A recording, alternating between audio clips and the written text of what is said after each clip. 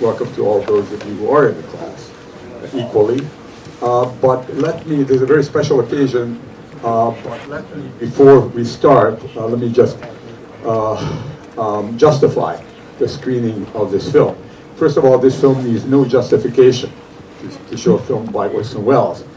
And certainly having a talk by my colleague and friend Joe McBride needs no justification either. And yet I'm going to give it some justification because we are doing a course on film and society. So what does this film have to do with film and society? A very specific lesson in terms of Hollywood and a much broader lesson in terms of American capitalist society. And that is that when a talented individual who has made a major contribution to either an art form or to technology comes around, it does not mean that he or she will have a free rein for the rest of his life. In fact, quite the contrary. And as you know, Orson Welles made a spectacular beginning with Citizen Kane, and then he had trouble in some ways for the rest of his life trying to find more work. And he's not alone among great directors. Certainly Billy Wilder was once such a director. Alfred Hitchcock was the one exception because Lew Wasserman, who ran Universal Studios, said that Hitch would have a chance to direct a film as long as he lived. But this happens not only among the very best known directors and writers, but certainly professionals, and many professional writers, actors, directors begin to lose they simply can't make films anymore after they reach the ripe age of 40 or 45 or 50. So, and of course this happens in American life as well, and there are many people who lose their jobs in their 50s because they are too old. So, if that's justification for the showing of this film, then that's what it is. But as I said, there's no reason to justify this, and I'm happy to introduce Joe McBride, a colleague, friend, actor in the film, and I'm not sure if there's any other person who knows as much about Orson Welles as you do, Joe. Thank you, Steve. Thanks for having me. Thanks for coming. I don't know if this is working, I guess not. Oh, it kind of comes and goes. Is it? Oh, you can hear that. Okay. Anyway, it's wonderful to be here. This is the culmination of a long dream come true for all of us who worked on the film. I'm wearing a pin here. I don't know if you can see it. It says VISTO, V-I-S-T-O-W. This is Volunteers in Service to Orson Welles. That's what we call ourselves, the people who worked on the film, and one of the crew guys made this up. And because I started on this film 48 years ago when I was 23, and I kept with it for 5+ years of shooting. And then all those years after that, Welles was trying to finish the film. He ran into terrible problems financially, legally, and politically even. It's an amazing saga. John Huston, who stars in the film, said it's about as desperate a condition as a film could ever get into. And but I stayed with it, and I tried in the 90s to get a deal to finish it, and I actually concluded a deal with Showtime, and then I got fired from the project by Larry Klitter and Peter Bogdanovich. They thought they didn't need me anymore, and the deal immediately collapsed. So this might have been 15 years ago if I'd walked away. But I was a consultant on the completion with Jonathan Rosenbaum, who's another Welles scholar, and we saw an intermediate version of the film in January and offered our suggestions, some of which were made. And so the film has been showing at festivals in Venice, New York, etc. Telluride, I was at some of these, and then it's on Netflix now, and it has 2 documentaries on Netflix. One is called Love Me When I'm Dead, which is about the making of the film. And there's one that they don't want you to know about. It's called The Final Cut for Orson, 40 Years in the Making, which is a fascinating film about the post-production. Anybody who's interested in film, it was such a job to get this film finished. It's 100 hours of footage, really old footage, but it's a miracle that it survived as well as it did. The sound had some problems, and they have to do a lot of work on that. But it's a triumph that they put it together.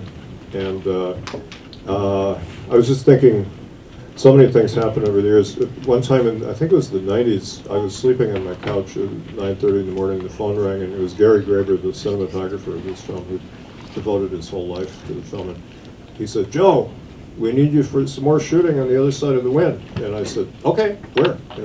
And he said, I'm kidding. But I was ready to go. I mean, Wells had been dead for years, but we're always ready to go. And if they needed me tomorrow, well, now I think it's finished. But Mercedes McCambridge, who's in the film, she won an Oscar for All the King's Men in 1949, a great actress. And she told me, she said, if you act for Orson, you keep your costume in a box in the attic, meaning that you never know when you'll be called back. So, I'll just show you. Here is my costume. I kept this all these years in the box. It doesn't fit. I've gained some weight and gotten older, but I thought, they could do some CGI, and actually they did some CGI. There's a scene that I'm in, the penultimate scene in the film, and I didn't even do that scene, but Peter Bogdanovich had done, he and I were in the first day of shooting playing two squabbling film critics, and then he was recast as a hotshot director once he became a hotshot director, and we reshot some of the scenes, but one of the scenes Wells shot at the very end was Peter asleep with his tape recorder, and you hear John Huston's voice expounding on the nature of cinema. And when I saw the cut in January, I said, geez, that's Peter, and he's at the drive-in. I said you should get ILM to put somebody else's head on the body if you could, and I didn't realize they were going to put my head on the body. So they had 3 shots, and they did an amazing job of special effects, and they even put stubble on my face. It's amazing. And so ILM did a few trick shots, like the drive-in at the end was torn down, so they needed some shots of that, and they needed to composite. There's a film within the film that needed to be composited in. But Wells shot about 98% of the film. And I always believed in this film and thought it should be finished. Other people were skeptical that it could be finished without him. He edited 42 minutes of it, and so he established a style. And this is a difficult, complex film, and it's gotten all kinds of different critical responses. I just got the new issue of Cineast, and they have an interesting thing. It says, arguably the biggest cinematic news of the last 40 years is the recent restoration, assembly, and release of Orson Welles' final directorial effort, The Other Side of the Wind. It's not his final film. That's a myth that they've created for publicity purposes. He kept shooting films. I knew him from 1970 to 1985 when he died. And he was shooting films all the time, and he shot films for 9 years after he stopped shooting on this in 1976. I think his last film is Orson Welles' Magic Show, which is still not put together, and Don Quixote still needs to be put together. But a lot of his later work he had trouble finishing, he had financial trouble. People attack him for being supposedly profligate and extravagant. He was actually, as Charlton Heston said, the most efficient director he ever worked with, which is a high compliment. And I saw that because he would work 18 hours a day and very fast, very inventive. If something went wrong, he would improvise a better solution right away. And the crew was all people like 19, 20-year-old guys and 2 women. I was sitting there the day when he told his scripter I'll never talk to him again, which created some problems. It was all in his head. But he was very nice to the actors generally, but he was tough on the crew. But they were all very devoted to him. And Mercedes McCambridge said to me, if Orson told me to go up to the top of the Empire State Building and jump off, I would do it without asking why. He inspired that kind of loyalty.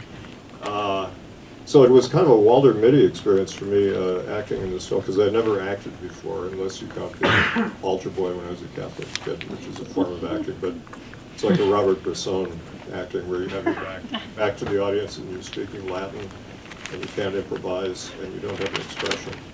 And so here I am. He put me in the film because I was writing a book about him, and he had read parts of it because it had been published in magazines and things, and I was almost done with it. And Peter Bogdanovich, I came to Hollywood in 1970 for the first time to interview John Ford, who was my favorite director, and I was doing a book on him too. And in that first week I met Ford, Jean Renoir, and Orson Welles, my 3 favorite directors, and Peter Bogdanovich. And by the end of the week, I was acting on Wells. And I thought every week would be like this. You know, I didn't realize that was the pinnacle. You know, it would never be as good. But Peter thought I was funny because the day I came to see him, I like to take notes on my wrist. You know, if I run out of paper, and I'd been to Fellini's Satyricon and took notes on my wrist, and Peter thought this was hilarious, and he told Orson. Orson said, get some young film buff guys to be in the film. And he said, I found this funny film buff who writes on his wrist, and Wells thought this was hilarious. And so he had me writing on my wrist for 6 years to keep in continuity, which was difficult after a while. So I play a kind of a spoof of a serious young film critic who's following John Huston around. He's a legendary old director, and I'm asking him kind of silly film buff questions. And Wells let me write the questions with him. We would talk for like an hour before every scene, and I would suggest things like, can I ask him if the camera is a phallus, for example. He thought that was hilarious. And that kind of ties in with the theme of the film, which is sort of about the death of phallocracy, actually, to use a pompous word. And he would rewrite my quotes and make them seem more pretentious, film buff type questions. And we had a lot of fun doing that. And but once he wrote them, I could not deviate from them, and he directed every movement. I couldn't turn in any direction without his approval. But I learned how to act by being with him, but it was a struggle in some ways. Like I could walk and I could talk, but I couldn't do both at the same time. And there was a scene on a bus where I had to get on a bus and say some lines and then walk around it. And Wells just couldn't get me to do it. I couldn't follow his direction. So he turned to Paul Stewart, who was sitting there, who played the butler in Citizen Kane, and he said, Paul, could you tell him how to do it? Stewart said, okay, you say this, you do this, you turn here, you stop, you turn here, you say this, you boom, boom, boom, boom, boom. So I did it in one take, and Wells started calling me One Take Pister, as I'm called Mr. Pister. And then now we dissolved forward to this year, and I was re-recording 17 lines of my dialogue because the sound was not always the best quality, which was very surreal to be redoing my performance. I didn't change the lines, but the editor, Bob Murawski, was recording me in Berkeley, and we did many takes of that line, and I got it. And then he said, this is a historic moment, this is the end of the looping on the other side of the wind, and I'm one of the last surviving cast members. And I said, Bob, it took 3 directors to get that one line reading. And he said, well, that'll tell you something about the performance, doesn't it? But I had fun looping, even though I'm a lot older, but they told me I sounded about the same. So I just want to mention 2 people who really deserve great credit. Gary Graver, the cameraman, was this young cameraman who volunteered to work for Wells. And Wells was thrilled because he said the only other cameraman who ever called him and said, I'd like to work with you is Greg Toland, who was probably the greatest of all cameramen in Citizen Kane. And Gary had all these young crew guys, and they could make a film cheaply and quickly. But he was completely devoted to Orson, shot everything for the last 15 years of his life, and literally gave his life to the film. And the tragedy is that he's not here to see the work. But the cinematography is really stunning, mixture of black and white and color. But it's a narrative experiment using a dual narrative, which is tricky. And there's a party scene where the old director comes back to Hollywood to try to make a comeback. And when Steve talked about the social era, this is the pivotal point in the history of Hollywood where the studios were collapsing in the late 60s, literally, and the young people were taking over. And Easy Rider had made this huge success. And so they started giving young filmmakers money to make films. They didn't know what to do, so we call it the Easy Rider era, and Dennis Hopper is in this film. And but Wells couldn't get work. He came back to Hollywood after being blacklisted and being in Europe, and he thought, now I can get some work because things are loosening up. But still, he was dragging around his unjust track record as a director with troubled projects. So he was quite bitter, and this is a very angry film about Hollywood, and it's a very fresh film, and he never did the same kind of film twice. And I knew at the time, this is, I thought, okay, this is going to be a different kind of Wells film. But every Wells film was different from every other thing he ever did. And the same is true of Kubrick, that they didn't repeat themselves. So people often had trouble when they first saw the films. They thought, what is this? And then after 5 or 10 years, they'd say, oh, it's a classic. So some of the reviews reflect that. But Netflix, which financed the completion, is happy with the reviews. And The other guy, Bob Murawski, the editor, did an amazing job of channeling Welles's style and working with all this footage and making it play really well and integrating the film within the film, which I wondered how that would work. But he does a terrific job. And just one more thing, it has a lot to do with sexuality.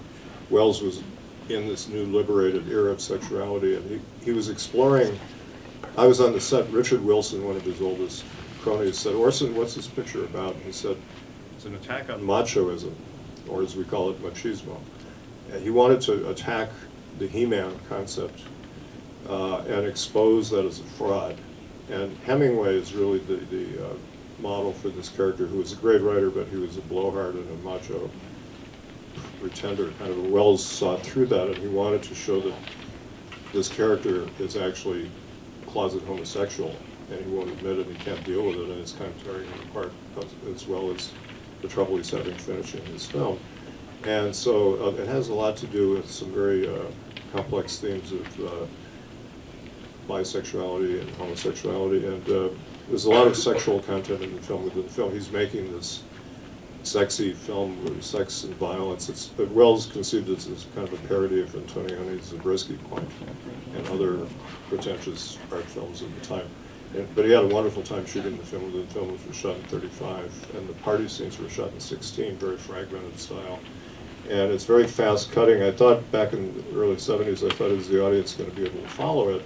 And well, today editing is very fast, but still, some people are still saying, geez, I can't follow it. I mean, it's so far ahead of its time. It seems very timely now. But the one thing that's we didn't expect was the Me Too movement coming along at this time. Jake Hannaford steps into the Me Too movement. And to me, he's like a walking poster boy for the Me Too movement. He represents everything that's wrong with the male gender. And some people get confused. Some reviewers, they can't see the difference between the character and the filmmaker's perspective. And just because you show a character who's sexist, racist, macho, blowhard, doesn't mean that Welles is endorsing that. To the contrary, he's satirizing and attacking that. And but it makes for a very complex portrait. But anyway, that's enough just to give you a sense of what it's about. And we'll take questions after this. Just a couple of comments. One is that this was shot 45 years ago, but back in the 60s, early 70s, the era of Welles was already legendary. So we are much farther from the time when the film was shot. But in fact, we felt in the 60s and the early 70s that we were at the end of an era. And remember that this is a time when television still wasn't very interesting. There were only motion pictures, of course, no internet. So whatever happened on the big screen was what was important culturally and intellectually. And the other thing is this is a complex movie, and you know Orson Welles, but still this is an independent film, and maybe we can later on talk about, would it have been different had it been a studio film? Yeah, he was completely anti-studio at this time because he was so traumatized by his dealings with the studio. So he was making home movies. He was making his own movies. He was the prototypical independent filmmaker, way ahead of his time. He's still ahead of his time, as people say when they see this film. I'll just say one more thing. John Huston, who plays the lead, I don't know if you're familiar with his work, but he's a great filmmaker too. And he's kind of Welles's peer. And he was also an actor, and he dabbled in acting. He told me acting was a lark. He called it lark.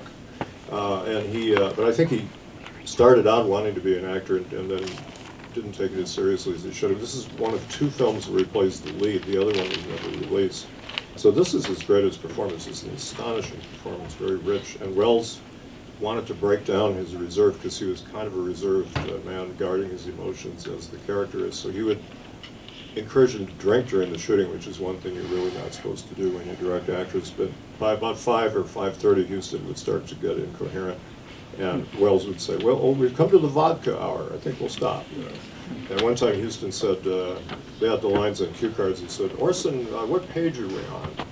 And Welles said, "John, what the hell difference is it making?" He said, "I want to know how drunk I'm supposed to be."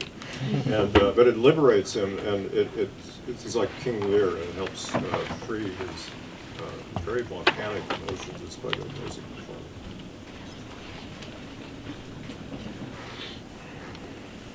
Who's got a question?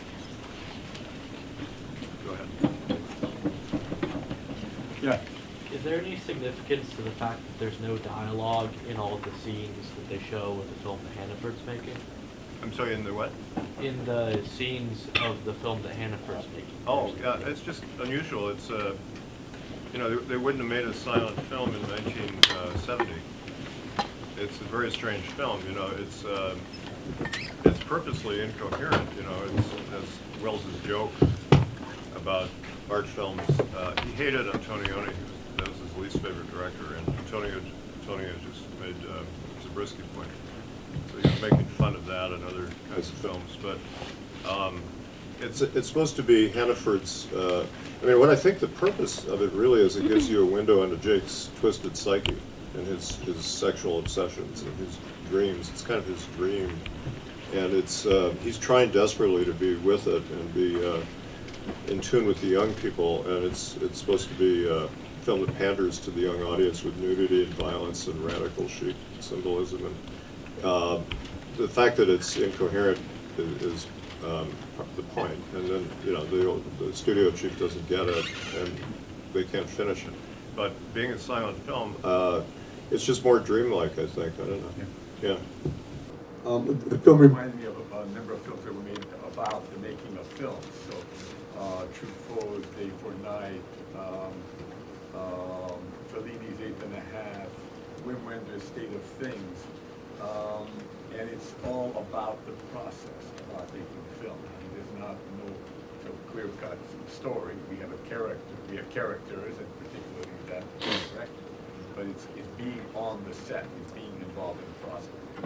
And he was so much involved in the process because he was working on it for so many years. It's definitely not a studio. It is attempting to show the stuff that's going on between all these people, the midgets and the critics and the young director and the major director and his obsessions. So it's more of a character study and incredible shots and incredible sets, but not much of a story. And that's, I think, the point.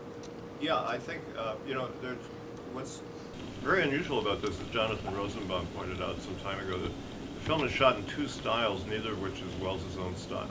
He's mocking two kinds of styles. The film within the film is a mockery of pretentious filmmaking, you know, art film. And the party is cinema verite. He's making fun of that whole cinema verite movement. And on the set, when he would say to the cameraman, "How was that shot?" and or, "How's your pan?" let's say, and the cameraman would say, "Very smooth," and he'd say, "Okay, let's do it again."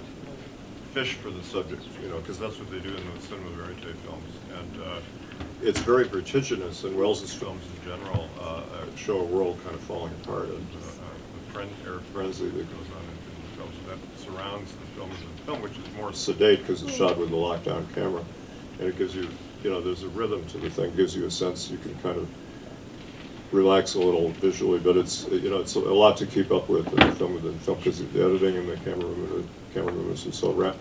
And there's all these little stories going on, all these characters have their own little plots, and there's several things going on at once. It's a very dense film, you know, on purpose.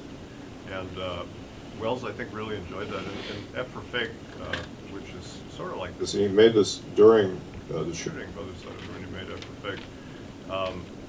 He said basically, I'm tired of my own style. The Wellesian style, whatever that is.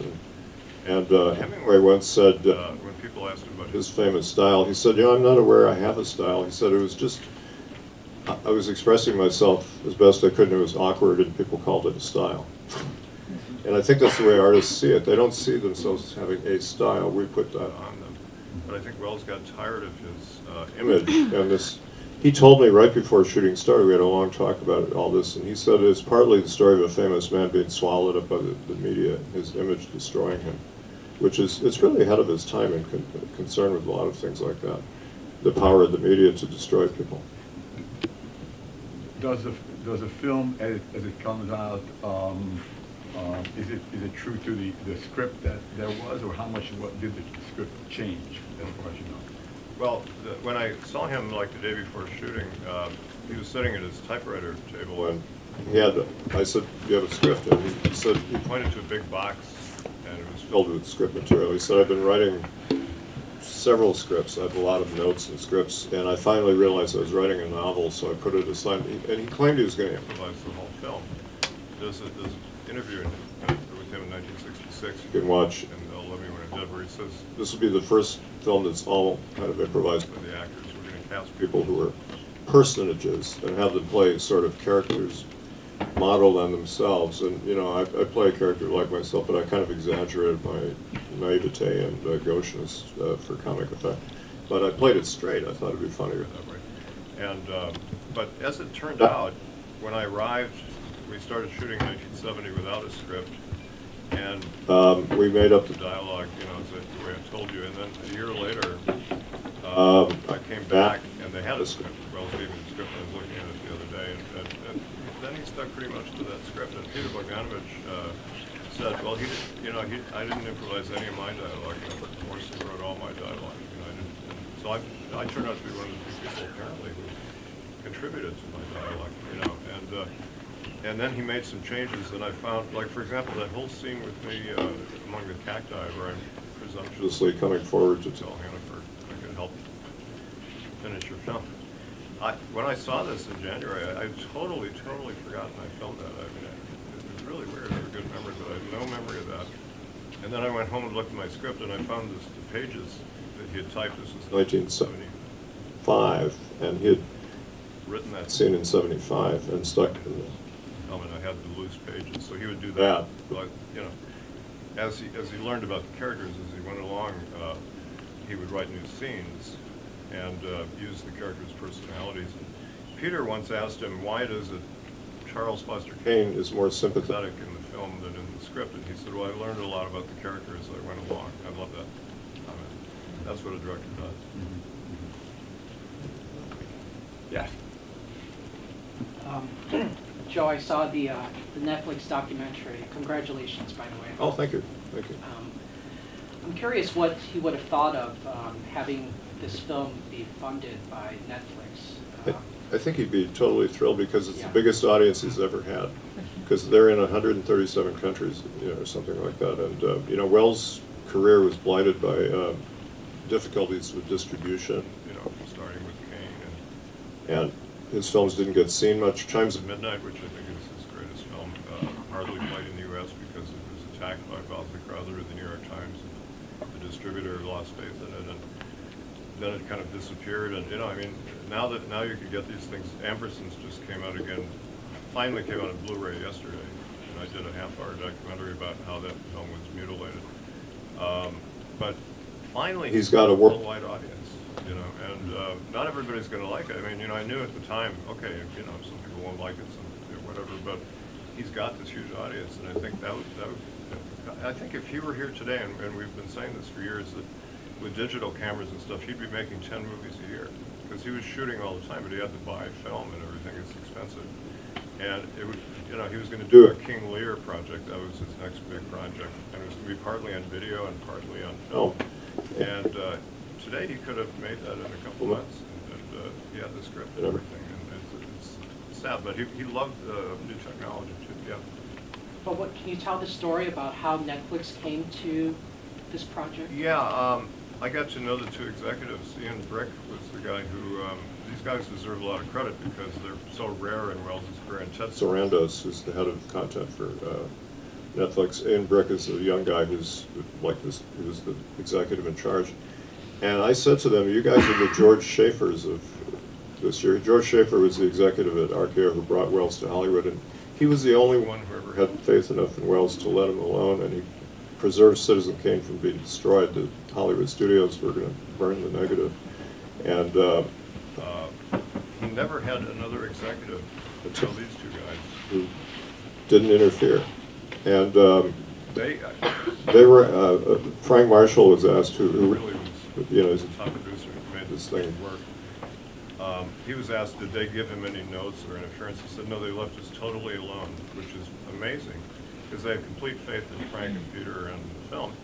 And Ted Sarandos said, well, I was a Wells fan, and I just took a chance. I took a big chance, you know. And more executives should do that, but they almost never did for Orson, you know. I saw that Les Moonves was one Yeah. of the characters. Yeah. The head of CBS, and he's object of big scandal right now. He was one. A lot of people were in the party scenes, you know, and we couldn't even remember all the names, so we just, you know. I tried to identify as many people as possible. But Claude Chabrol also. Chabrol has some lines. Yeah, I didn't see Stefano around in the film. But it became like a big floating party. And then sometimes at night they'd say, call your friends. You know, we need extras. So I'd call 15 people, and they'd show up within like 5 minutes, and they'd be in the film. And it was, you know, for years, actors have had their resumes by saying they're in this film because nobody could prove otherwise. The question about Netflix, they put up $6 million, and Frank said at one point they needed another $1 million. They had 5, and he called them and said, I need another $1 million, because what happened was they had lost some of the original sound masters, and it became a big problem. The guy who did the sound did a fantastic job, Scott Moran, who's won, I think, 3 or 4 Academy Awards, including for Schindler's List. And he did an amazing job of recuperating the sound. They used kind of second and third generation sound for a lot of it. And then we did some voice recording, and Danny Houston did some lines of his father that he could imitate his father. And then they brought in some sound-alike actors, because most of the cast are dead. You know, I'm one of the few that came back and blew my lines, but they, you know, I could tell it's done really well. So I mean, I could tell occasionally Norman Foster. I think it's my favorite performance in the film, aside from Houston, is Norman Foster, who plays Billy. He's just wonderful, wonderful actor. Such a great Wellesian character. He was the director himself and an actor before he became a director. But there's a lot of complex sound work done in the film too. Was Wells satisfied with the actors and the I mean, he obviously was frustrated that it took so long, but when he was shooting and what he saw. Well, Wells loved actors. He said, I have a tape of him speaking at the Cinémathèque Française, and he said, actors are the most important people in films. You know, in film schools we don't talk enough about actors. Those are the people on the front line the public cares about, and that's who you go to see. And everybody else is subordinate to the actor in Wells's view. He just loved these people, and a lot of them are his old cronies, you know, from other films, and old friends. And then there's a mixture of interesting new people, some of whom Gary Graver suggested, or Peter Bogdanovich, or Susan Strasberg was suggested by Mercedes McCambridge, for example. She's just great in the film, playing the critic, you know. And that was supposed to be a takeoff on Paul and Cale, but it was enriched by Strasberg's genius and Wells's artistry, you know, into a much three-dimensional character. She, to me, is like the most truth-telling person in the film. She really nails Hannaford. So she's, in my mind, a sympathetic character. She didn't start that way, but she's a great actress, you know, the original Anne Frank, for example, on Broadway. But he just, you know, he just loved the cast. Rich Little was playing Peter's part for a while, and Wells, he just wasn't good, and they had to reshoot all those scenes. There's differing opinions whether he quit or got fired, but so he's in the film briefly as a party guest, which is nice. They kept him in. And you shot mostly around Los Angeles? We shot in Arizona, a lot of it in Carefree, Arizona. Is a place, it's next door to the house that blew up in Zabriskie Point, which I'm sure he did on purpose. And we started in LA, and then we shot at producer's studio in Hollywood for a lot. Like the drive-in sequence was shot mostly in the studio. And then we went to Arizona for a lot of shooting in this big house that Wells rented, and then came back to Peter Bogdanovich's house when he was off in Europe with Daisy Miller. Wells took over his house, and every night after work at Variety, I'd go there and show up. And I mean, he put me in scenes even though I wasn't, you know, planned to be in the scene. If I was there, he put me in. Every day I was there. You know, he'd say, "Go," like the Glowworm song. I arrived. They said, "We're shooting a musical number." And I said, "Really?" And he said, "Get in there." And I said, "Well, I can't sing. I mean, I really can't sing." He said, "Doesn't matter." And I said, "I don't know the words to the song." And he said, "Well, we have cue cards." And I said, "I can't read them," because he had me take the lenses out of my glasses so that it wouldn't be reflections. He said, "Just move your mouth," you know. So I just moved my mouth, which was fine because it made me look befuddled like my character was, you know. But he just made that up on the spot, and it fits in with the themes of where the Baron, who's a wonderful actor, Tony O'Sellard. I didn't realize how great he was until I saw the film. It's funny, when you're on the set, you don't realize somebody's giving a great performance. Like Norman Foster was a wonderful old guy, but I had no idea how great he was in this film until I saw the whole thing put together. I'd seen a lot of footage over the years, but you know, an acting performance, you don't have to see the whole thing. All the pieces fit together to get the whole sense of these people. Yeah.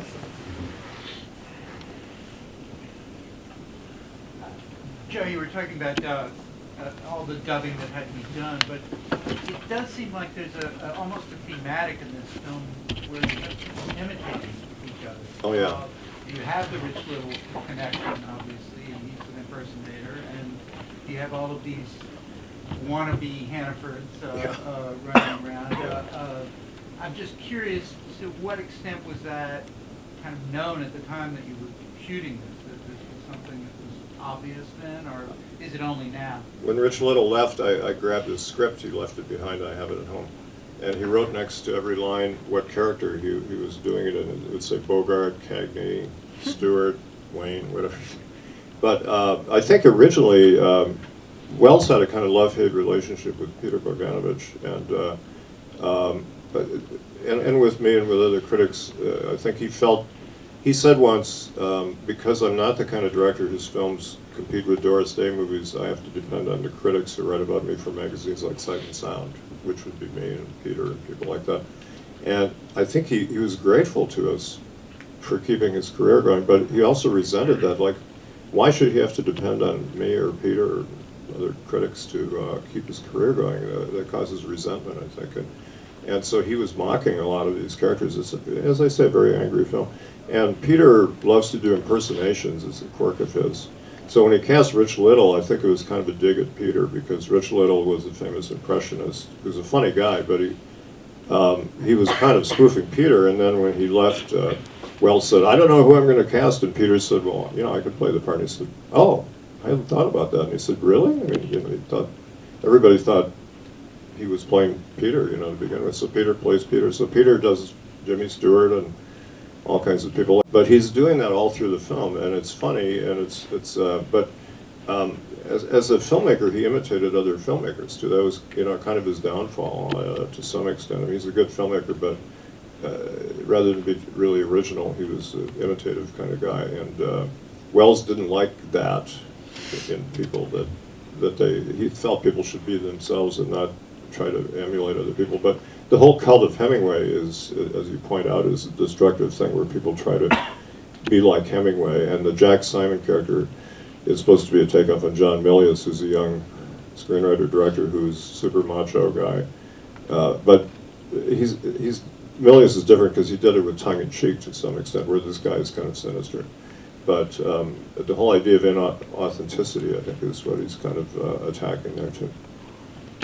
This is a film where he has he puts his girlfriend, companion Oya, in it, and much more than in anything else. In fact, this is a kind of a tribute to her.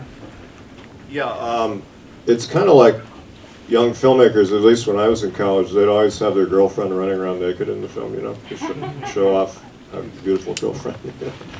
But in F for Fake, she does that too, and she was a beautiful woman, you know. And although actually, now I say that, we showed it to we showed it to everybody in Hollywood to try to get funding, and we showed it to Spielberg, Lucas, Clint Eastwood. They all turned it down. Showtime was the only company that had any interest until Netflix came along. So we all know Netflix is a big favorite. But when we showed it to Oliver Stone, I wasn't there, but he turned around at the end of the screening and he looked at Oya and he said, "You are a beautiful dame." It's like the worst thing he could have said. But she was beautiful, you know, but she couldn't really act, you know. And she wrote the script to some extent with Wells, and she was his partner for the last 23 years of his life. He was also married. He was shuttling between his wife and his mistress. But Oya kind of deserves a lot of credit for keeping him going psychologically and emotionally and contributing to his work. And partly maybe the reason she doesn't talk, some people have said, is because he knew that she couldn't act.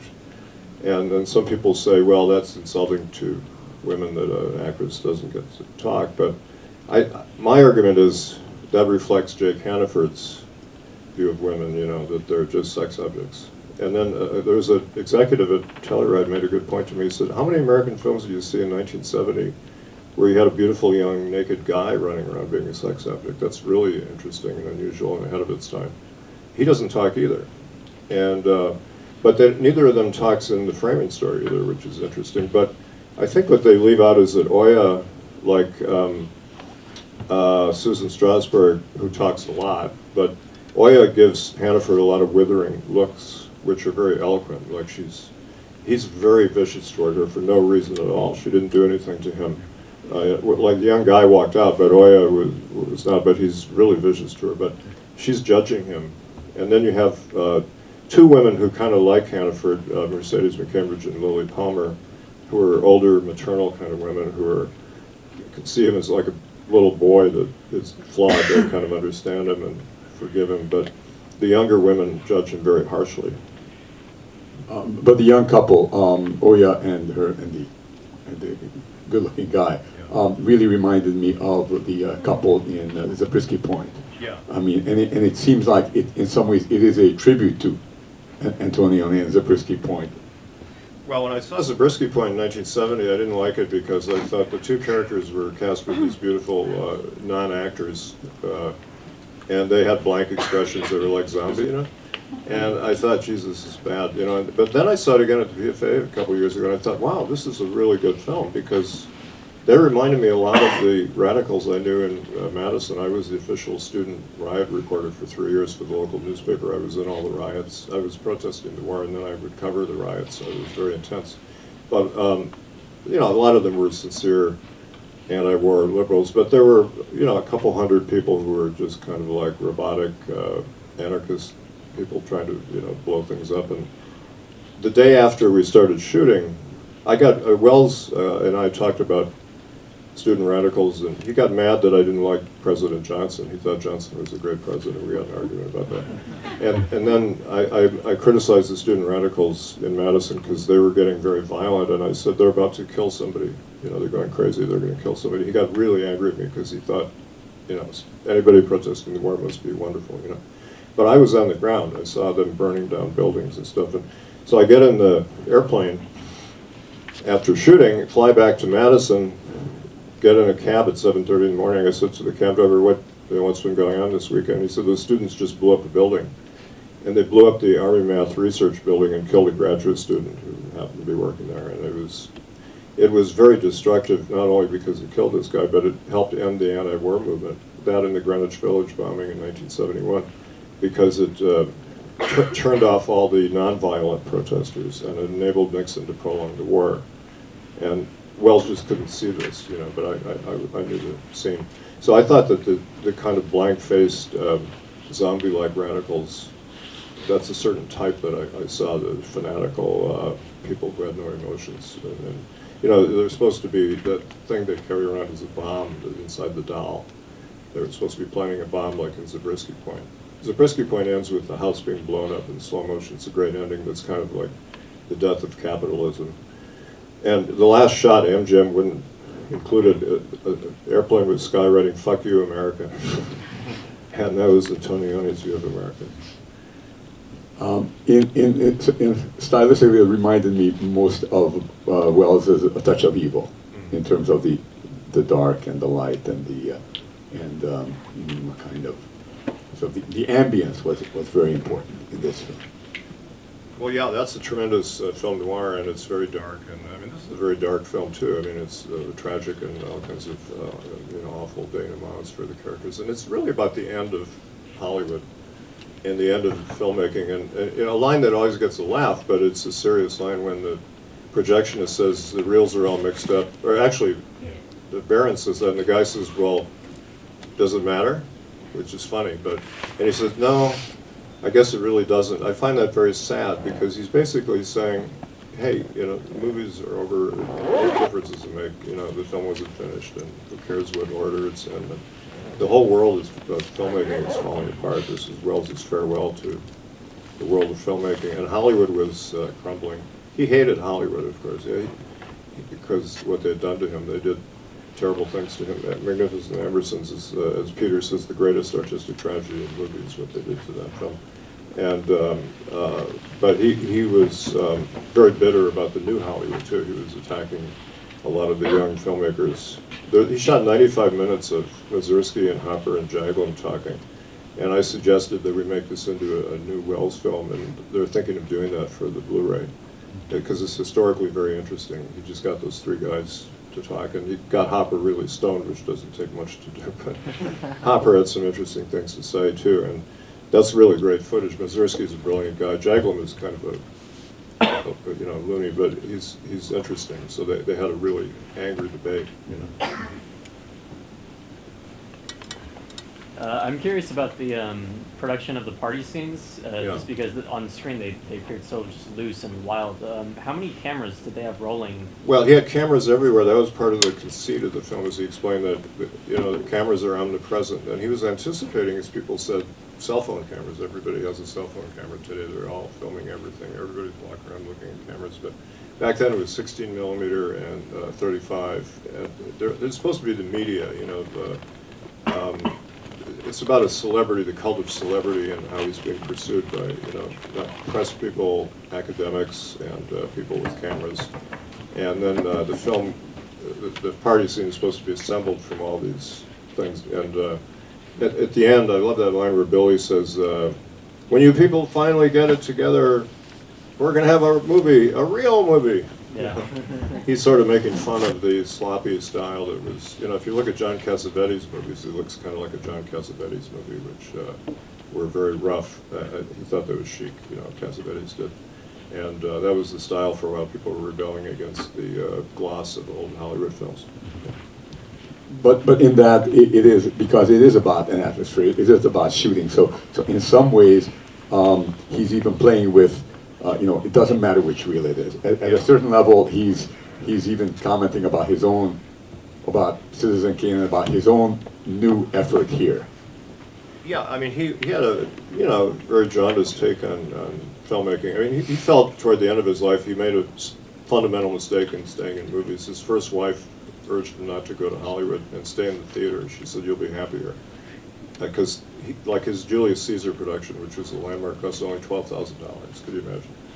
And he could have stayed his whole life doing that kind of experimental theater, and he would have been great. And he said she was right. You know, I should have stayed there. But he said, "I fell in love with the most jealous mistress a man could ever have, and she's very expensive. But I love my girl, and I'm going to go on loving my girl." And speaking of motion pictures, he just fell in love with movies. Of course, you know, we're glad he didn't stay in New York, because then he wouldn't have made these great films. And he made several of the greatest films ever made, you know. And You mentioned in the beginning, before the film, that there's a couple of other projects. And in fact, you mentioned now the Dennis Jaglom conversation, but Don Quixote and another one. Is there any chance, attempt to put those together? well, you know, it's unfortunate that they're billing this as his last movie, because every time they say that, it's like a nail in the coffin of Don Quixote and the Magic Show. He spent a lot of time doing Orson Welles' Magic Show, which is kind of a sketch film. And there's enough of that. It could be put together, but nobody's doing it. Don Quixote. Don Quixote, he shot, and there's fantastic footage of that, but it's scattered in 4 archives. But in the Munich Film Museum, they have all his unfinished footage, except for the other side of the window, Don Quixote. And Stefan Drossler, who's the head of the museum, has put together short, like half-hour things of some of the unfinished films. Like The Dreamers is a wonderful project. He put together all that Welles has shot. And Welles shot a film called The Deep, which is not, it wasn't totally finished, but Stefan did a restoration then, and Oya blocked it. She wouldn't let him show it. And there are a lot of projects that he was shooting in those years that are just sitting in Munich. And I kept saying to Stefan for years, you should put these out on a DVD set so people around the world can see them. Somebody in Iowa should be able to see them. But you can only see them if you go to Munich or go to festivals.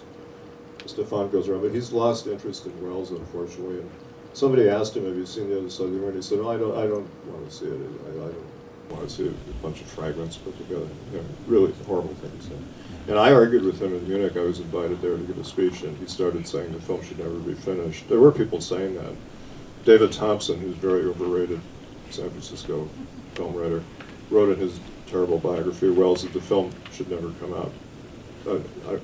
I was thinking somebody should go to ask him what he thinks now, but frankly, I don't even care. Because, you know, it's a major work of a great filmmaker. Of course it should come out, whether people like it or don't like it or whatever. But there's a lot of Welles footage that has never been publicly seen. I have copies of most of it. And when I teach a Welles course here, I show a lot of that stuff. So I should do that again, so you guys can see some of that stuff. You know. And also he had major casting. I mean, he's John Huston and Peter Bogdanovich and certainly Mercedes McCambridge were important actors, directors. So it was I mean, of course, these were his friends, but these also were people who carried weight. And John Huston has an incredible presence. I mean, Yeah. he really holds it. Yeah, I mean, it's a major cast. Great people. Houston is, a great filmmaker and a wonderful. I've always liked his acting, but he really stretched himself under Welles's guidance, and he was a wonderful guy to work with because he was just completely cooperative with Welles. He did that with other directors too. He felt, I'm working for a director. I should just do whatever he wants. He was the nicest guy to work with. And Mercedes McCambridge, who plays Maggie, the film editor, is wonderful. She doesn't have a lot of lines, but her face is very eloquent. She won an Oscar. Edmund O'Brien, great actor, played the drunken old assistant director, the old fart. He won an Oscar. He's a great actor, and so it's got so many terrific people. Welles cast Tony Selwerk because he had seen him on stage. He was the leading man. He lived to 106, and he kept sending me emails and saying, when are we going to get to see this film? And I felt really bad. I would write back and I'd say, well, we're working on it. But the poor guy died without seeing the film. But the worst thing is Gary Graver didn't get to see the film. And he literally kind of sacrificed his life for this film. But he really tried, and he and I worked together for a long time trying to raise the money. And he put together a kind of very rough cut, and he showed it to a lot of people. But he went around and showed it to audiences around the world and had that pleasure. But what you say is that the film was shown to a number of people, Spielberg and Eastwood and Lucas, and Yeah. they didn't go ahead with it. And I remember Corman told us back in the 70s that Orson Welles was just too expensive and he was irresponsible, and so interestingly enough, even though he's a recognized major figure, still many people said no. Well, he's a threat to the whole Hollywood system. He was a troublemaker. Like, he was in trouble with every establishment he ever came up against, and he was a very subversive filmmaker, a leftist, and he was blacklisted. But the Hollywood studios couldn't handle him. Jean Renoir probably said the best thing. He said Welles was an aristocrat working in a popular medium, and that's a contradiction. They don't want guys like Orson Welles. They don't want a real artist. So what they did was, and I showed the evidence of this in this short that I did in the Amberson set. I found the smoking gun in Welles's career. When he was doing It's All True in South America, the government sent him down there in 1942 to make this big documentary. And RKO fired him for supposedly going over budget. And he never recovered from that. People today still say he went over budget and he was irresponsible and he was drinking and chasing women and complete bullshit. And I found the records. He was actually $447,000 under budget when he got fired for being over budget. They lied to him about the budget, and they set out to destroy him. And the board of RKO, I found out, even when he was first hired, a lot of the board members were against it because there were conservative people on the board who thought he was this dangerous radical, and they sabotaged Amberson's, and they sabotaged It's All True, and they sabotaged his career in Hollywood, and so he became an independent filmmaker. My friend Douglas Gomery, his theory, I adopted this from my book, Whatever Happened to Orson Welles. Welles was always an independent filmmaker who briefly had the resources of a major studio for 2 films. And a lot of people look at him as a failed Hollywood director, and that Doug said that's not the way you should look at him. He was an independent filmmaker who got to make Kane and Ambersons, but he was the independent filmmaker, and that's threatening to the system. And one of the things you're not supposed to do is spend your own money on a film. Jonathan said that's the big scandal of Welles's career, that he spent his own money to make films. That's profoundly threatening to the capitalist system. And also the audience failed Welles because they didn't support his work. His films were not successful at the box office. Yeah. Would you say that that the treatment he received on Ambersons was still part of the fallout from Citizen Kane? Yeah, I mean, Kane, you could go backwards. That was a calamity for him because he dared make this film. 24-year-old guy making a film attacking William Randolph Hearst, who was a deeply, tremendously powerful publisher, right-wing guy. The audacity of that, and so the other studios were so worried because the Hearst papers took revenge against this. And Louis B. Mayer went to the other studios and said, let's all put up the $750,000 it cost, and we'll pay RKO, and we'll burn the negative. And apparently they came this close to doing that. I mean, can you imagine this? And Robert Wise, who was the editor of the film, said Welles saved the film he said his greatest performance, he said, I witnessed this in the projection room at the Radio City Music Hall. Welles went back to New York to plead his case before the heads of the companies that really ran the studios were the people in New York that owned the studios. And they had their lawyers there. And Welles gave a very impassioned speech about fascism was taking over the world, and we had to support freedom of speech at home and freedom of the arts. And Wise said this was the greatest speech he'd ever heard. And they were also stunned that they said, okay, release the film. But they told him to cut certain things out. So he said, I spent 5 weeks re-editing the film because there were certain inflammatory things. Even Kane was cut, you know, like Hearst was accused of causing the assassination of President McKinley, for example. That was in the film, and they cut that out. There's a little hint of it in the film, but Kane really caused trouble for Hollywood because Hearst threatened, for example, to expose all the dirty secrets of Hollywood. You know, because a lot of as Welles said, the story of that time is a dirty story. You know, a lot of crimes committed by people and bad behavior covered up. And it's coming out now with the Me Too movement, you know, all this terrible behavior by people. But back then, the studios would pay off the press to keep all this under wraps. And Hearst said, I'm going to just print all these stories. And then he was anti-Semitic, so he said, I'm going to print how many Jews are in the industry, and et cetera. And, you know, they were trying to protect Jews coming to America, the Hollywood people, refugees from Hitler, and Hearst was going to stop that. I mean, it was a serious challenge to Hollywood. And so, you know, they really hated Welles both for being an innovator and having this freedom and for causing them so much trouble. And then Ambersons, as you kind of say, was sort of, they took revenge on him by eviscerating Ambersons. And it was partly the fault of the preview audience, but the studio panicked in his, Welles's absence. He was in South America, and they just ripped the film to shreds. It's my favorite film even now, but it was probably the greatest film ever made, and they tore it up. One thing I'm going to do is go to Brazil and try to find the complete print, which I've some leads to it may still be down there. You know, I'm not going to not do that before I die. I'm figuring out a plan to try to, because stranger things have happened. We might discover that. That would be the greatest find. So you do have some indication that there might Yeah, be there. he had a print down there, and I think he left it behind, and I have some leads, you know, so I'm going to go look for it. Of the Brazilian film or of the case? Of Ambersons, the 131-minute version.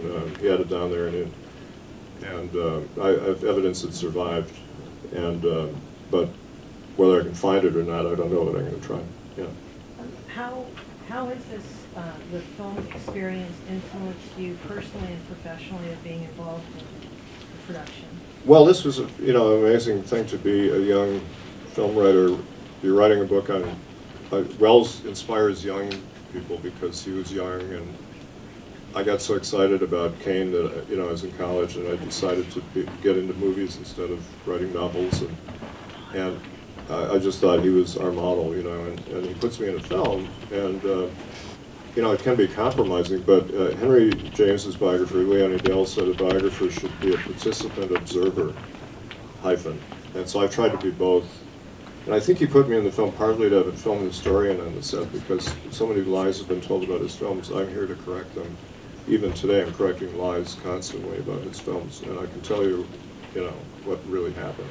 And he wanted somebody there to do that. So it's just part of my career, but it's a big part of my career, But they found his work print for Too Much Johnson recently in a warehouse in Italy, nobody expected that. And they found Metropolis down in South America, a longer version. They found the original director's cut of Passion of Joan of Arc in a Danish mental hospital a few years ago. There are these things sitting around. I found his film, The Hearts of Age, which he made when he was 19. I discovered that, and he was very upset that I discovered that. He kept telling Gary Graver, he said, why did Joe have to discover that film? He didn't want people to know he had made it. But it's astonishing to find this raw transcript of them saying we're lying to Welles. And then I found the documents, the original documents, the deal with the U.S. government, saying it was a $1.2 million budget. And Welles never knew that. He thought it was $1 million, but they didn't even tell him that. And then, so he never really knew how far he was under budget when he got fired. It's a real shocking discovery, really. Joe, So it's interesting that you mentioned that he had a kind of antagonistic relationship to New Hollywood. Yeah. But surely this movie is about him sympathizing with the young generation.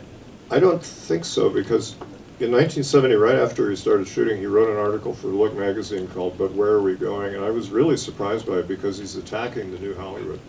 And I thought, I didn't understand it at the time. Why would he be attacking the New Hollywood? And he felt the cult of the director had become dangerous, that we were lionizing directors, and we still do that, like in film schools. You know, directors are gods, and they're dangerous. It's dangerous to make anybody a godlike figure. And he said, when I look at a picture of a director up on his crane, it reminds me of Mussolini on his balcony. And he told me that Hannaford routinely would kill 2 or 3 actors in every film and all that. And there were directors who did that. Michael Curtiz killed actors, you know, and got away with it. And, you know, they could do anything. And they, you know, treated women terribly. And it's a horrible business, really. And so when Welles came back to the New Hollywood, you know, he thought, great, you know, they're giving money out to Dennis Hopper and whoever, but he said the problem is they're giving money to some guy who has no experience because they don't know, the studios don't know what to do. They didn't understand what made money, so some guy would come in with a script and say, okay, here's $1 million, and some of those movies are really awful and some are really good. But Wells said, what hampers me is precisely the fact that I do have experience. I'm not getting work because my reputation follows me, that I'm this profligate director, got fired from It's All True and always went over budget and everything. And as Charlton Heston said, Wells's entire body of work did not even equal the cost of what Mike Nichols wasted on Catch-22. So Welles was deeply, deeply angry and resentful at the fact that these young guys with no experience were getting work and he wasn't. And it's, you know, A Touch of Evil was very traumatizing. They took that away from him. And I felt that he really didn't want to work for major studios. He told me Warner Brothers offered him a chance to make a movie and he didn't want to do it. I think he was so burned by this, too, that he wouldn't work for the major studios. But he kind of thought, maybe I could find a niche here, but there was no niche for him. So he had a love-hate relationship, let's say, with the younger people. Well, in a way, I mean, your conversation with Steve, Welles is depicting what's going on right then and there, whether it's pro or not. I mean, he's showing an older director, he's showing the new style of these 2 beautiful young people in a sexy movie, and it's the old and the new. And so he's in some ways this is the cinema verite version of what's going on artistically in Hollywood. Yeah. The old and the new. Yeah, and we were all aware of that at the time, that this was kind of a roman à clef, you know, everything had a correspondence with something that was going on, and it was a witty takeoff on that, you know, that an old director can't finish his film and he's rejected. Okay, obviously Welles had that situation, but Welles was not a macho He-Man type character like Houston or Ford or those kind of guys, so he would claim this is not autobiographical, and in a way it wasn't, because there's kind of a simplicity that people like to think, oh yeah, this character is this character and all, but obviously there are a lot of correspondences. Peter is very much like Peter, and I'm very much like me, and Susan is sort of like Cale, but she's a lot smarter and more sympathetic in my mind than Pauline Kael was, you know. And younger and more attractive. Yeah, I mean, Pauline Kael should be thrilled to be played by this wonderful actress, but he's commenting. I heard Welles say once. He said, "When I came to Hollywood, I wanted to be the American Charles Dickens," and he was the epitome of a great artist who was also a great popular artist. That he had a huge following, and yet he was a great writer. And Welles felt he could never achieve that because he was not popular. And so he was an esoteric artist, and he didn't want to be. He wanted to be popular. He was popular on the radio. He had a big following on the radio, but that's the only medium in which he was popular. In movies, he made films that were over the heads of most people. And so he accepted that kind of at the end. And I think he really enjoyed it, as Peter Jason said, who's one of the actors in this film, and became like an assistant to Welles, that what Welles really liked was getting up every day and shooting film.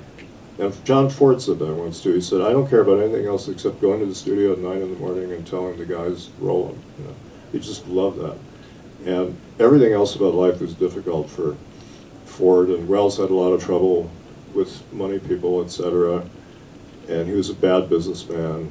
he got in some bad business deals that affected this film too. And then at one point he needed more money, so he went to the Shah of Iran's brother-in-law, which proved to be a terrible idea. And then when the Ayatollah took over there, the Iranian Revolution, they tried to seize this film, and because it was the property of the royal family. That held up the film for years too.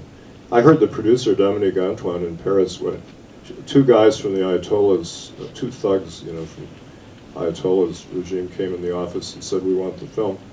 And she thought fast, and she had a letter on her table that had just come from the French tax authorities. And she said, okay, you can have the film, but by the way, I just got this tax bill for $200,000.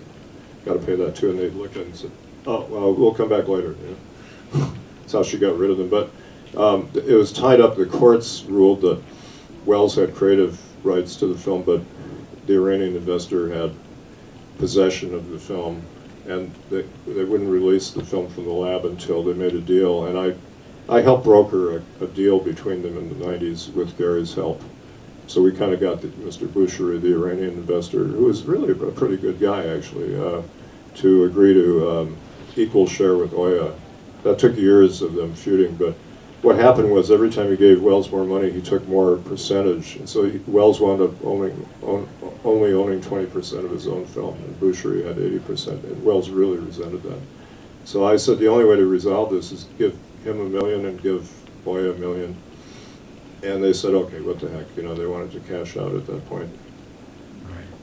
When you're talking about him not getting along with the new Hollywood class, that's kind of like ironic, right? Because he was kind of like a rebel in his own regard in his time. Do you feel like a lot of his talk about his lack of popularity? I think it's kind of like I gotta wonder if it was almost like anything else, like where someone comes through and breaks the mold and is kind of like ridiculed for it, and then in the long run is celebrated. Because there's like numerous movies, right, by Orson Welles where they either weren't finished or were tampered with in the editing room and later released on the full level. Like Touch of Evil is on Netflix right now. Yeah, now we love these films, but you know, people didn't really support him when they had the chance. Yeah. Like I mentioned Spielberg. He could have written a check for $3 million out of petty cash and finished the film, and you know, it was really disappointing to us. And not only that, Walter Murch, who to me is one of the few real geniuses in the film business, the greatest film editor in the world, we took it to him. We thought of all people he could do this, and he looked at the footage we showed him. He said, I don't get it. But Bob Morawski did a fantastic job. He won an Academy Award for The Hurt Locker, and he did a great job with it. Hopefully he'll get an Oscar nomination, he and Welles, we're hoping. This film just got an award from the National Board of Review, you know, so they'll get awards for critics groups and stuff. You know. But a lot of these young people, they claim to worship Welles, you know, Spielberg, Lucas, whatever, but when you come right down to it, they wouldn't support it, you know, and that's what really matters. Yeah. Would the film qualify for Oscars? Oh yeah, it's totally up for every Oscar because it's a new film, you know. Charlie Chaplin won an Oscar in 1972 for Limelight, which came out in 1952, but didn't play L.A. at the time because he was blacklisted. So he won an Academy Award for Best Song because it finally played L.A. in 1972. So this is a new film. It's eligible for everything. Well, if it gets a nomination, maybe Don Quixote and the other films have a chance. Yeah, I mean, I hope it leads to other things, and but we don't, you know, I mean, it's getting a tremendous amount of press coverage. It keeps coming. But God, Don Quixote is even more of a complicated project than this one. I don't envy the people who would work on that. Yeah. It's ironic that you say that Spielberg wouldn't support him at the end, because the exact same thing happened to Kurosawa in Japan, where his popularity waned and he wasn't appreciated and he couldn't get the movie. Yeah. But Spielberg cut him a check to make one of his things. Well, Lucas, Spielberg helped him do Kagemusha. But they wouldn't help Welles. They wouldn't help Welles, you know, and Welles is a prophet without honor in his own country. Like when he died, the obituaries in America were saying he was a failure, and the New York Times said he'd been inactive as a director for the last several years. They actually had to run a correction because it was untrue, but Le Monde in Paris ran a 20-page obituary the next day. You know, he's big in other countries. But Scorsese certainly appreciated it. Yeah. He was screened for it. Yeah, he finally saw it in New York at the New York Film Festival and gave a terrific talk about it. But we didn't go to the Film Foundation, which I don't know why we didn't go to the Film Foundation. We could have, I suppose, but we tried and tried and tried, you know, and but you know, Wells was just considered too dangerous a character to be associated with. And but you know, the reason he said he started production on this was Peter was telling him about how John Ford couldn't get work. And I happened to be in Ford's office the day his career ended in 1970. That week I arrived, August 19th, I interviewed Ford, and while he was there, he was very anxious, and he kept saying to his secretary, has the phone call from Italy come through? Is a gentleman from Italy calling? I didn't know what he was talking about. He was in a very bad mood, you know, talking to a young guy about his old films. And so then years later I looked through his papers, and I found that what he was doing was Woody Strode, who was one of his actors, had become a star in Italian westerns and had tried to make a deal for Ford to do a spaghetti western. And this Italian producer was interested. And Ford that day realized that it's not going to happen. So that was the end of his career. And he actually retired in my interview on tape. You know, I didn't quite understand what was going on, but he announced his retirement in my interview, which you can hear online, by the way. And so Ford couldn't get a job for the last 5 years of his life directing films, which is shocking because he was. It wasn't your doing. You didn't end his career. No, I didn't. Well, that might have been true. But he took the occasion to say, you know, fuck you guys, I'm out of here. But no, he had been beating his head against the wall for 5 years trying to make films, and it's terribly, terribly frustrating. But if you're John Ford, you made 137 films. I mean, what, you know, they have no gratitude toward old people. That's one reason I left the business, was I saw what they did to old people, and I got out of there before I got old. You know, even people who've won 3 Oscars or whatever, they're treated like shit when they're old. You know, they sit there and nobody knows who they are and nobody gives them work, and it's just a cruel, cruel business, you know, and the way they treat women. And I remember being in a Writers Guild picket line once, and I was appalled to look at my fellow members of the Guild. They looked like such people who had no self-respect. They all looked like clowns, kind of, you know, and I thought, I don't want to wind up like these people. And I got to know a lot of the old filmmakers, and they were all really depressed and angry because they're all shunted aside. It's a young people's business. And, you know, like if you're an actress, it used to be if you didn't, you know, once you passed 30, you were through. Now maybe it's a little better because there are some older actresses who get work, but they have a short shelf life, you know. But everybody does in Hollywood. It's not a business that respects old people, nor is our country, you know. Okay. Well, I think we. Yeah, I think we've covered a lot of We've covered a lot of stuff. Thank you for your good questions. Thank you. And thank you for. Yeah.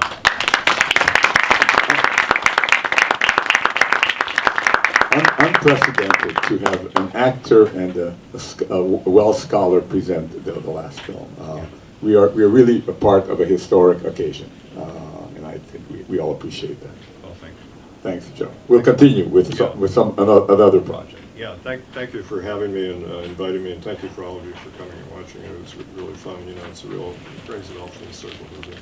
But you know, it shows you what you can do if you're a young person who loves some artist. You can try to meet them and work with them and help them. And you know, I mean, I was lucky, but you know.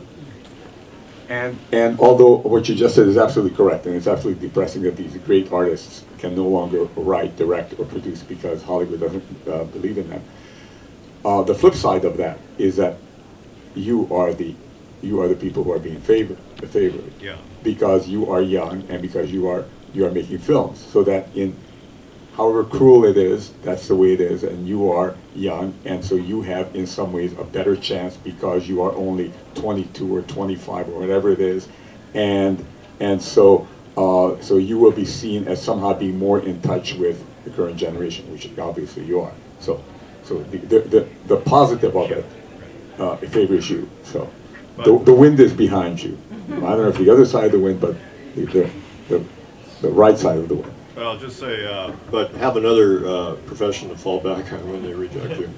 Francis Coppola came to our school a few years ago, and he said something I always tell my students. He said, have a day job, you know, and he said, no, I have a day job, I run vineyards. You know, he was bankrupt and he happened to buy a vineyard, and now he's a millionaire. It's easy for him to say, you know, he said this, and it's easy for me to say, but he uses that money to make his little films outside the system, you know.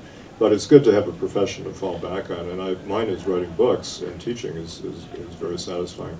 And I thought of becoming a lawyer at one point because but you know, at age 40 it's kind of hard to start over again. But have some other thing you do Harrison Ford was a carpenter. He could make a living as a carpenter if he couldn't get. I mean, he doesn't need the money now, but you know, have another job. I guess my version is to really give it a go until a certain period of time. You have to decide, 30, 32, maybe 35. And if you're really going ahead, if things are happening, fine, stick with it. If you're just getting occasional jobs, then it's better to begin to move into another area.